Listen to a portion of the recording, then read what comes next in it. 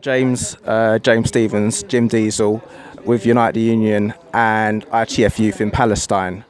I'm here with Bassam at the Palestinian truck stop at the border crossing. Nice to meet you, Bassam. How are you doing okay today? Yeah, I'm doing okay, and you are welcome to be in Palestine. Shukran, thank you very much. Um, I've come to talk to you today about the checkpoint border crossing as a road traffic member, someone in the industry, someone who's worked in industry for a few years, and someone who has it a little bit in their blood, this kind of work and this kind of industry.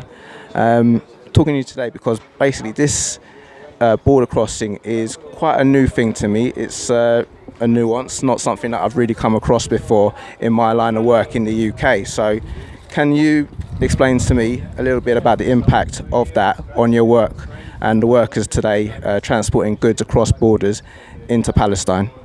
Okay, well, first of all, the impact that this kind of crossing has on the lives of the Palestinian drivers, it is a very bad and a very negative impact because for so many reasons. We lose our time here. We wait for hours. We wait for 2, 3 hours for our turn. It is really very hard for us to take the goods and exchange it back to back. Sometimes the Israeli or the yellow-plated vehicle truck driver, doesn't come on time, so we have to go back. So it is making our lives very miserable. It has a very negative effect on our lives as Palestinian drivers.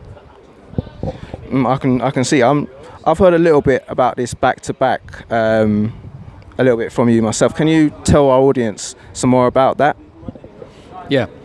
The Palestinian truck drivers are not allowed to go to the Israeli territories, to the Israeli cities. So the Israelis have created 4 commercial crossings for the goods to be exchanged. Any goods going from here, from the Palestinian territories to the Israeli cities, or even to Gaza, or coming from there to here, it must be, in the beginning it must be through those 4 crossings. So all the goods must go inside, then exchanged back to back, or even the Palestinian truck goes inside. If there is nothing with him, they can to bring the goods from there. So it is a waste of time, and sometimes it is a waste of money.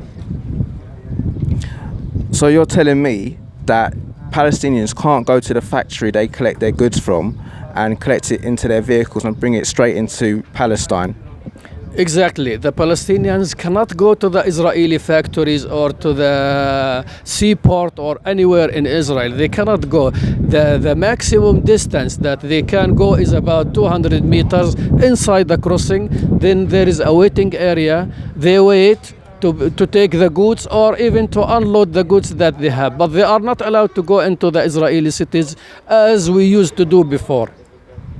Wow. To me, that seems completely inefficient. It's quite shocking.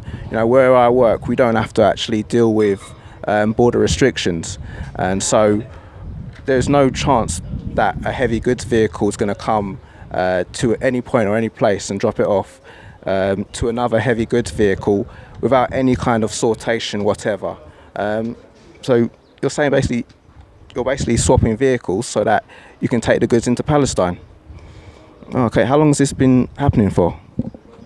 As I said in the beginning, first of all, in the very first beginning, there was no crossings at all. It was a free movement between Israel and Palestine. Palestinian drivers can go inside, the Israelis can come here. It was open, it was free. Now, they created this kind of crossings after the agreement between the Palestinians and the Israelis after the 1994. In the beginning, this kind of crossing was just a small stop. It was to check the goods that we have as Palestinian drivers. Then we were allowed to continue our trip to the Israeli cities. This is in the beginning. But recently, after let's say 2000, 2001, or around this time, we were totally banned from going inside. We cannot go beyond this kind of crossing. We must give the goods back to back or take it back to back as well. Wow, this must have, a tremendous impact on fresh produce being delivered into Palestine. Can you talk anything about that? Yes, sure. If there's something fresh, if there is a kind of, let's say, a load of fruits or vegetables or any kind of fresh thing. Imagine here in Tulkarim, this place. In summer, it is very hot. I tell you, it is really hot. So imagine a driver waiting or a truck loaded with the fruits or with vegetables waiting for 3 or 4 hours in the sun. What will happen to the goods or to the fruits or vegetables that they have? Definitely, it will be damaged, it will be destroyed, or even if it is not destroyed, it will be a bad quality. If it is for exporting outside, because as Palestinians sometimes we export outside. If it is for the export outside to go to England or to go to Canada or anywhere, and they are rotten or they are nearly damaged because of waiting here, it will be a very bad quality. And once they see it there in the in the country where it was supposed to go to, it will be very bad. Then maybe they will think that everything here is not good. They will not request the same kind of goods again. So it is also making a very negative effect on the kind of goods that we export outside.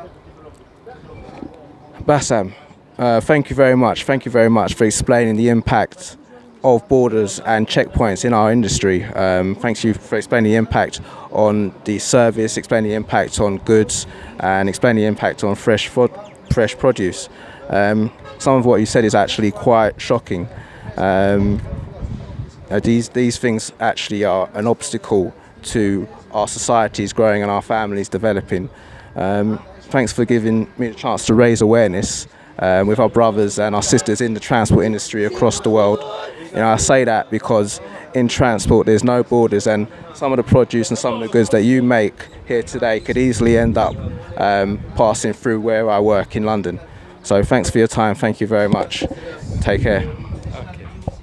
You are welcome. I personally thank you. I thank every member of this delegation for coming to Palestine. I hope that you give a good impression about what is happening here and explain to the world the real situation. Thank you again. Thank you very much.